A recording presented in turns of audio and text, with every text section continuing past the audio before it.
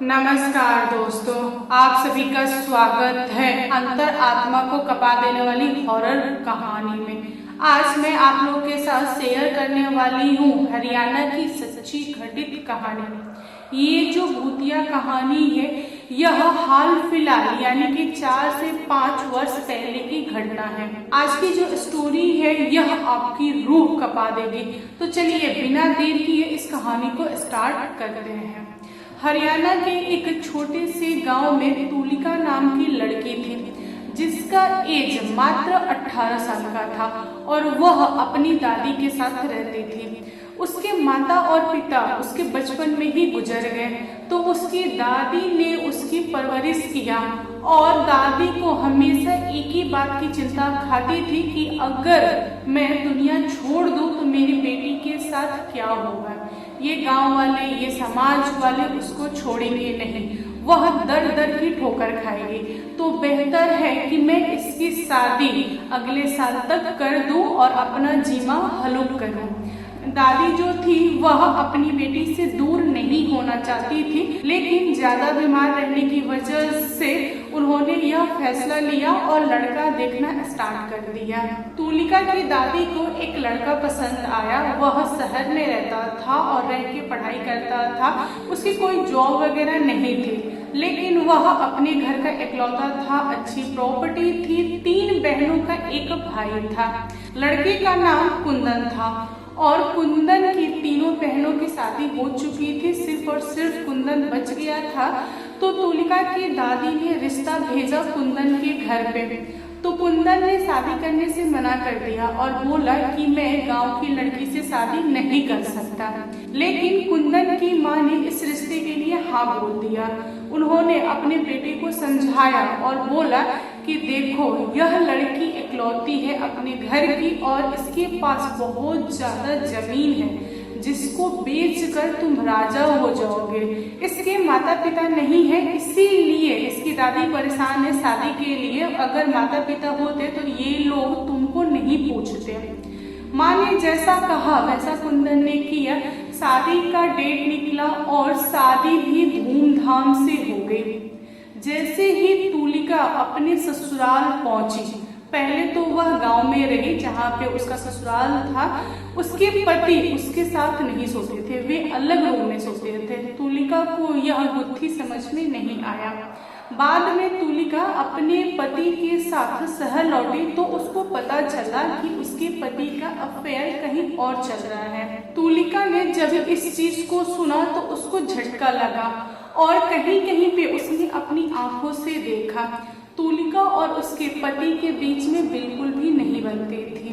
बार बार तुलिका सवाल करती थी कि आपने ऐसा क्यों किया?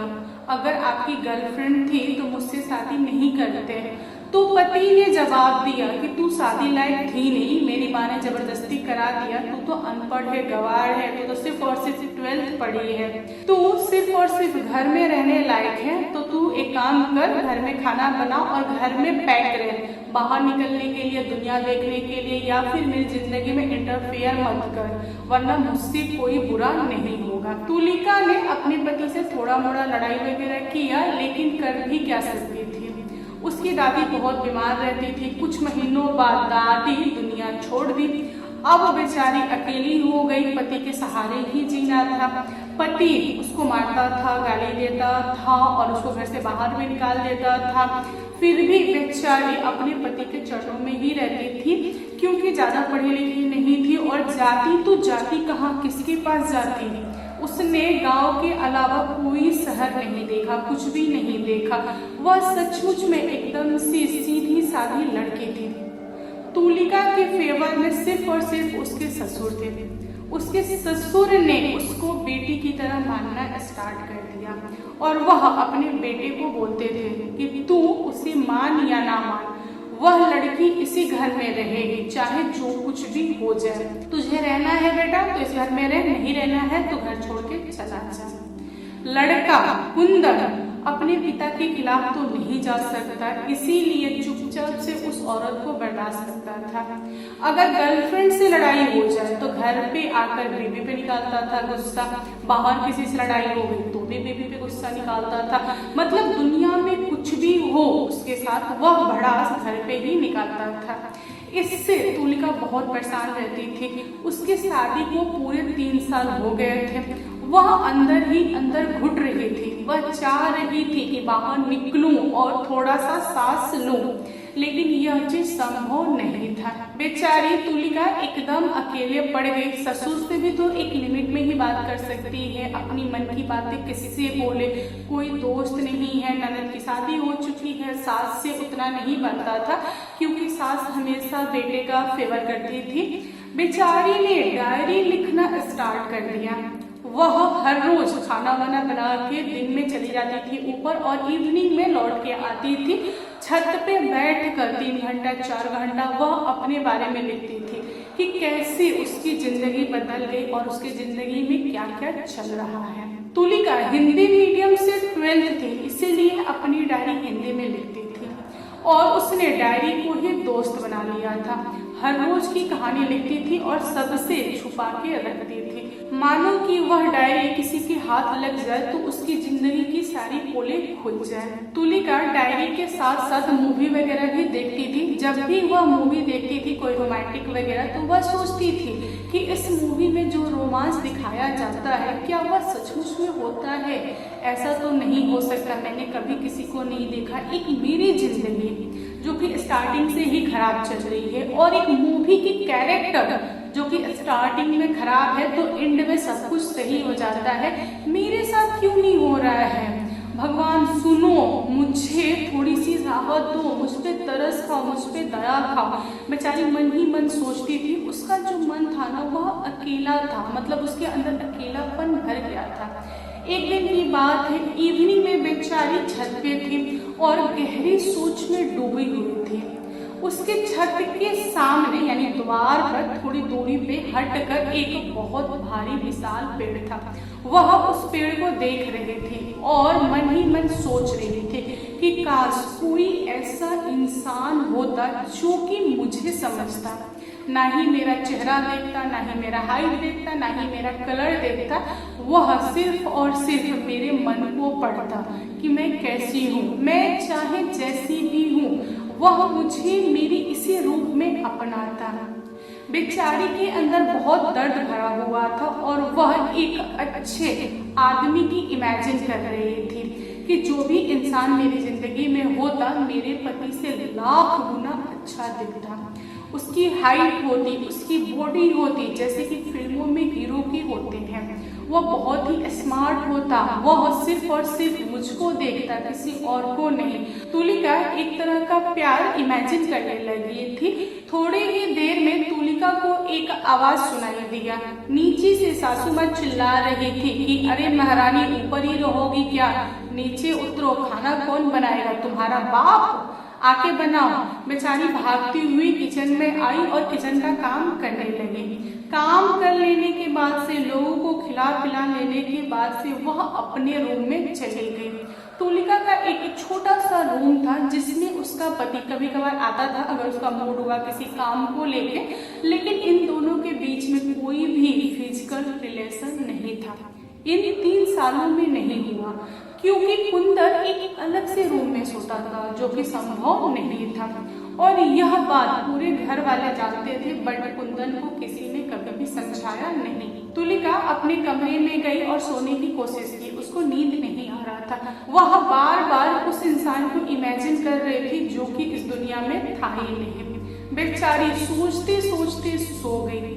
आधी रात को उसको लगी टॉयलेट। वह उठी, अपने कमरे से बाहर निकली, उसने गेट बंद किया। उसके बाद वह बाथरूम गई और टॉयलेट करके आई तो उसने पाया कि उसका जो गेट है वह खुला हुआ है, मानो कि किसी ने गेट खोल के वह रूम में चला गया हो। तुलिका को लगा कि शायद गेट बंद करना भूल गई है, इसीलिए वह कमरे में गई और अपने बेड पे जाके सोने की कोशिश करने लगी।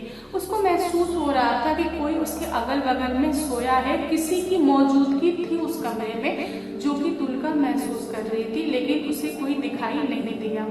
उसको ऐसा फील हुआ कि कोई इंसान मुझे प्रोटेक्ट कर रहा है। वह सुकून की नींद ली। सुबह उठी तो उसको अच्छा महसूस हो रहा था। बार बार रात के बारे में सोच रही थी कि कैसे मैं आराम से सोऊं। मुझे किसी भी चीज का डर नहीं था। आज बहुत सालों बाद मैंने सोया। काश ऐसी नींद मुझे हर रात मिलती। तुलिका के साथ एक चीज होने लगा। जो जो वह सोचती थी सारी चीजें हकीकत में होने लगी।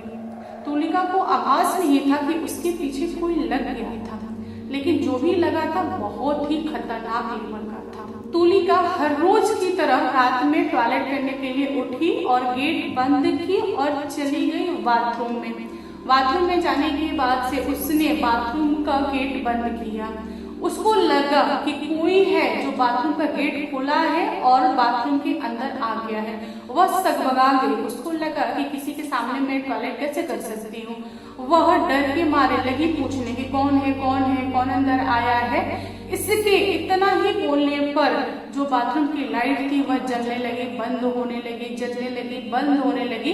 वह डर गई और उसने बोला कि देखिए आप जो कोई भी हो प्लीज बाहर निकलिए, मुझे बहुत तेज की वॉशरूम आई है। तो तुलिका के इतने बोलने से ही दरवाजा अपने आप बंद हो गया। तब वह निश्चित होकर बाथरूम से बाहर निकली। उसके बाद अपने कमरे में आई और वह सोच रही थी कि उसके साथ यह कैसे हुआ। बाथरूम में गेट खुला, लाइट जली, लाइट बंद हुई। मेरे मना कर देने के बाद से गेट बंद हो गया। उसको न यह हकीकत नहीं लग रहा था। उसको लग रहा था कि मैं पागल हो गई हूँ। उसने इस चीज को दिन में रिपीट किया। दिन में उसने गेट खोला टॉयलेट का। उसके बाद वह बोली कि जो कोई भी हो प्लीज गेट बंद करके चले जाए, लेकिन गेट बंद नहीं हुआ।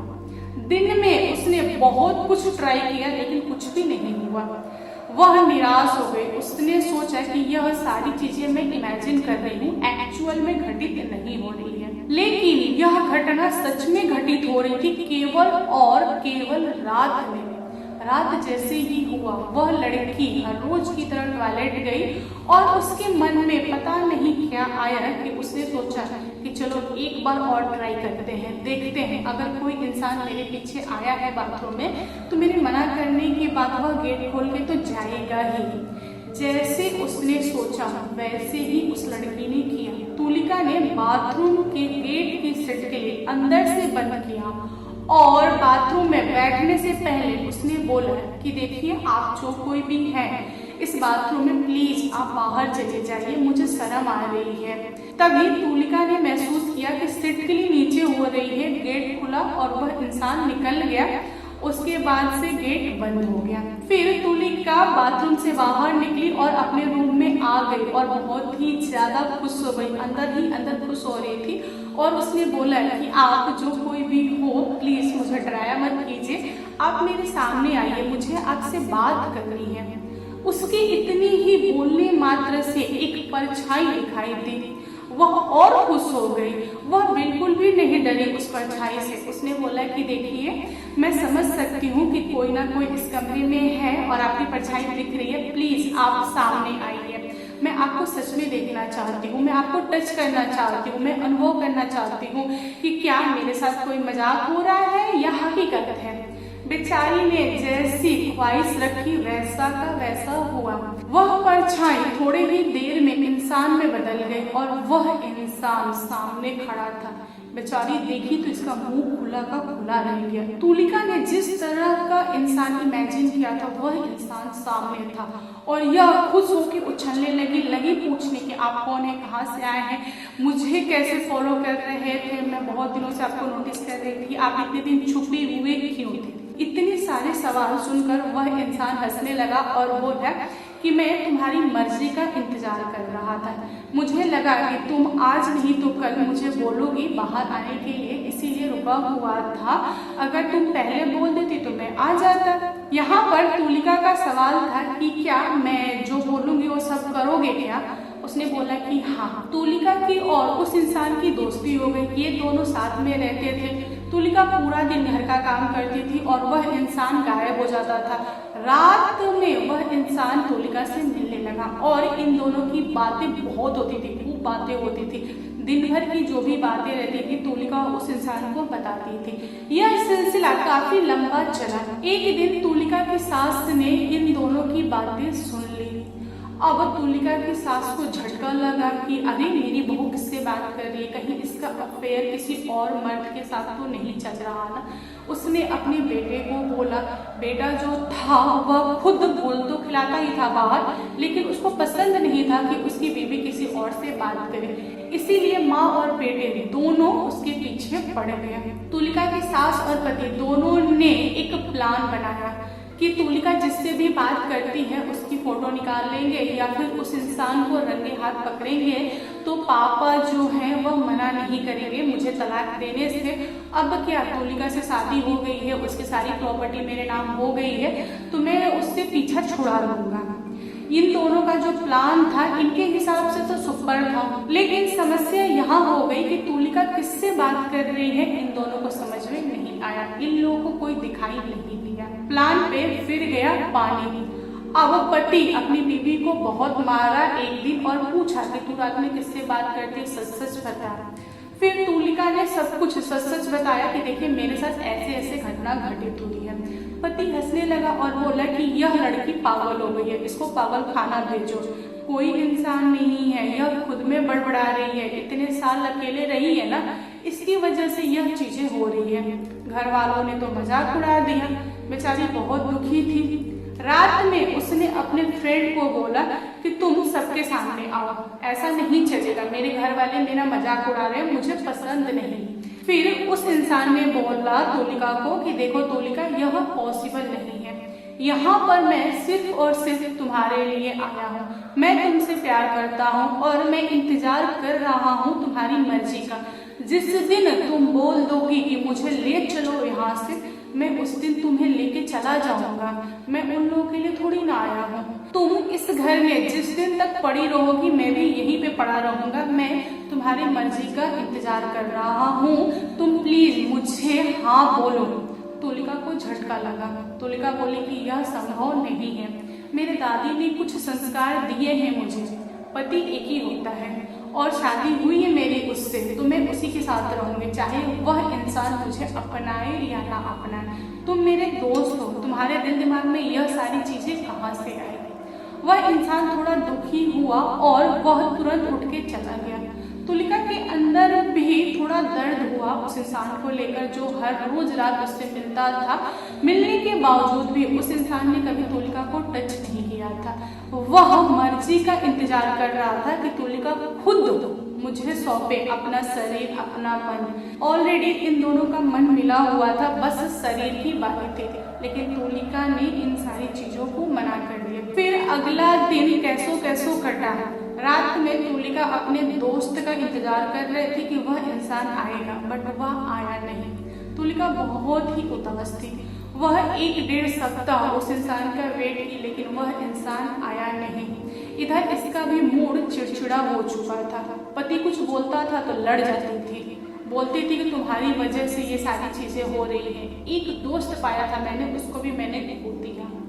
तुलिका का पति एक दिन उसे बहुत माना और बोला कि तू दुनिया क्यों नहीं छोड़ देती, तू जीवित क्यों है, तेरी वजह से मेरी जिंदगी हराम हो गई, तेरी वजह से मेरी जिंदगी बर्बाद हो रही है, तू मुझे छोड़ेगी तब तो मैं किसी से शादी करूंगा, तू क्यों नहीं जा रही मेरी जिंदगी से, बता मेरी जिंदगी से जाने का क्या लेगी। यहाँ पर बेचारी का दिल टूट गया। वह छत पे गई और अपने डायरी में सब कुछ लिखा कि ऐसा ऐसा मेरे पति ने कहा और मैं अपने दोस्त को याद कर रही हूँ, प्लीज दोस्त मेरी जिंदगी में आ जाओ, मुझे लेके चलो, मुझे यहाँ नहीं रहना, बहुत ही घुटन हो रहा है और मुझे सच में तुमसे प्यार हो गया है। दुनिया क्या सोचती है मुझे नहीं मालूम, आओ मुझे लेके चलो, मुझे तुम्हारे साथ जाना है, मुझे यहाँ नहीं रहना। बेचारी बहुत रोई गाई बोली, लेकिन इवनिंग में कुछ भी नहीं हुआ। जैसे ही आधी रात हुआ, तुलिका अपने बेड पर बैठ के रो रही थी। उसका तो रोना बंद ही नहीं हो रहा था। तभी उसने पाया कि गेट खुला और सामने एक इंसान खड़ा है। यह बेचारी उतरी पलंग से और खड़ी हो गई। इसने पाया कि वह इंसान दौड़कर तुलिका को गले लगा लिया और बोला कि रोना बंद करो, जितना तकलीफ था तुम्हारे लाइफ में सब खत्म, तुम चलो मेरी दुनिया में, मैं तुम्हें रानी बना के रखूंगा, तुम्हें किसी भी चीज की कमी नहीं होगी। तुलिका बोली कि हाँ चलिए। ये दोनों रात में अचानक से गायब हो गए।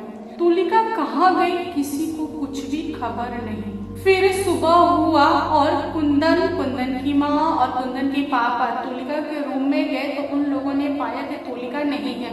घर में सारा सामान पड़ा है लेकिन तुलिका गायब है। अब लड़की गई तो गई कहाँ, सबको टेंशन होने लगा। सारे लोग यही सोच रहे थे कि कहाँ जा सकती है, किसी को कुछ भी समझ नहीं आया। तभी कुंदन के हाथ उसकी डायरी लगी। कुंदन को लगा कि झूठ मूठ का डायरी लिख रही है, ऐसा कुछ भी नहीं है। उसने डायरी को उठाया और खिड़की के बाहर फेंक दिया। इतना करने के बाद से कुंदन को बहुत ही तेज का सर दर्द होने लगा। वह बेड पे गिरा और उसको फीवर वगैरह आ गया। उसने उसी समय चारपाई पकड़ लिया। कुंदन की माँ और पापा बहुत परेशान। हम लोगों ने डॉक्टर को बुलाया, दिखाया। धीरे धीरे 1-1.25 महीने के अंदर ये फैमिली एकदम से कंगाल हो गई। कुंदन की माँ को समझ में नहीं आया कि मेरी बहू के चले जाने के बाद से यह घर कैसे बिखर गया, और इन लोगों को पता भी नहीं था कि बहू कहाँ गई। गांव वाले अलग अलग तरह की बातें बना रहे थे। गांव के एक बुजुर्ग इंसान ने कुंदन की माँ को बताया कि देखो बहू, इस तरह से चीजें गायब हो जाना संभव नहीं है। हो सकता हो तुम्हारे घर के ऊपर किसी आत्मा की नजर हो। एक काम करो, तांत्रिक को बुलाओ और पता करवाओ कि आखिर हुआ क्या है तुम्हारे घर परिवार को।